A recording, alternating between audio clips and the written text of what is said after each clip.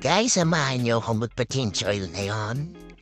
Kasi itong ating sasakyan ay medyo mataas na ang kanyang kilometrahe. Ayan, 152. Dati-dati na ako umalis yan, guys. Kaso, habang nasa daan, nakareceive ako ng booking, guys. Kasi sayang naman, papunta rin dun sa pupuntahan ko.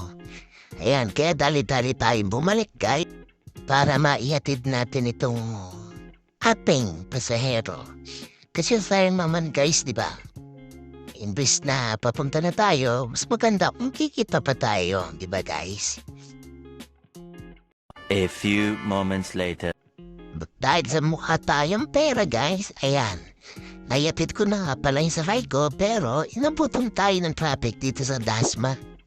Ito yung mga ginagawang daan dito sa Dasma. Hindi mo alam kailan sila matatapos.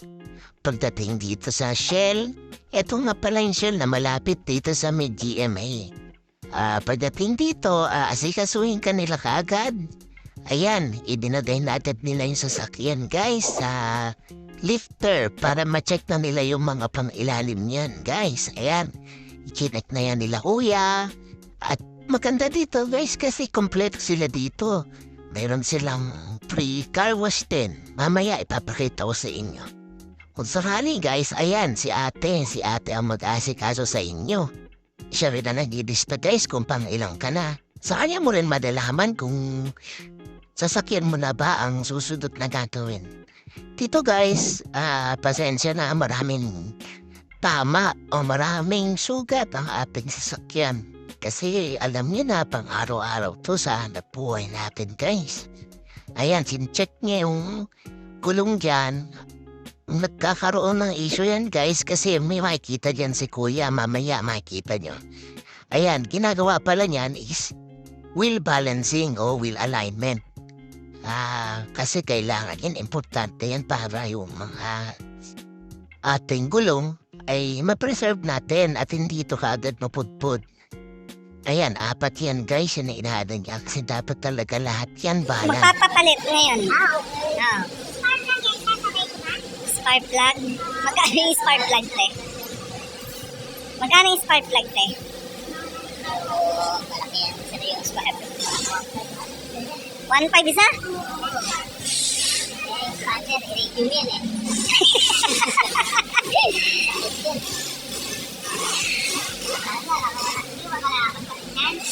Nung nakaraan, nakapagpalit naman. Tingin ilang kilometers ba yun? Tingin ilang kilometers? Palit na mga nasa 50, 70. Pero, tulad na. Gusto mo, check natin naman. Oo, pacheck naman. Ha? Para di ko sila naririnig, guys, sa sobrang mahal ng mga sinasabi nila. Ay, ayan, pinakot ko na rin kay ate. Sabi ko, ilista niya kung ano yung mga kailangan na palitan. Kasi eto yung lumabas.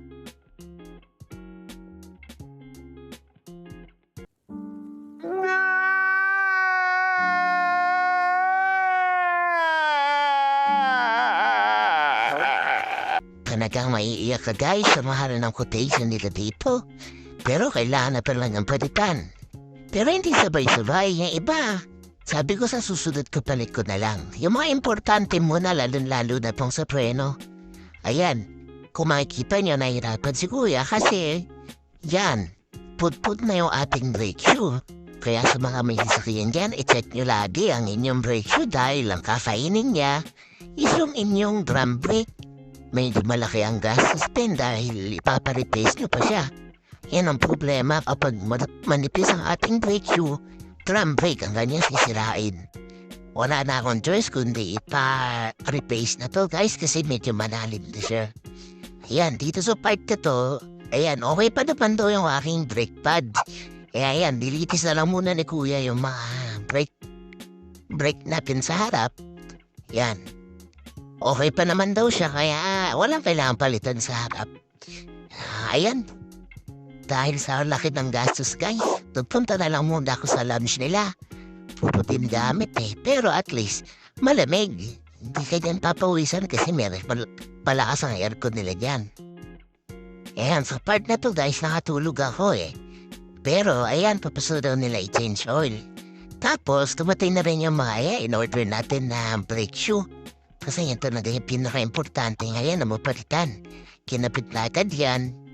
Di kuya, ibang kuya na to ha?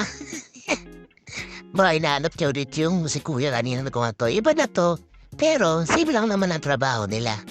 Ayan, nagawa na, nailagay na nila. Ito ang maganda dito guys. Free car wash. So kapag nagpa-change na kayo dito, libre ang car wash nyo. Kasama na underwash dyan. Yan ang maganda dito sa may Shell, dito sa may Carmona. Carmona pa to o GMA? Ayan, so yung vacuum pala guys, may bayad dyan 100 pesos. So magdagdag na lang kayo. Tapos eto na, kinuha ko na yung bill. Ako, kaya kung kukuha kayong guys ng sasakyan, pag-isipan niyo muna maigi. Kasi hindi biro ang mga gastos niyan guys. Pero kung gagamitin niyo siya pang negosyo, okay. Kasi doon na kayo kukuha ng mga gagastusin niyo para sa maintenance niya. Hanggang dito na lang guys. Ingat kayo.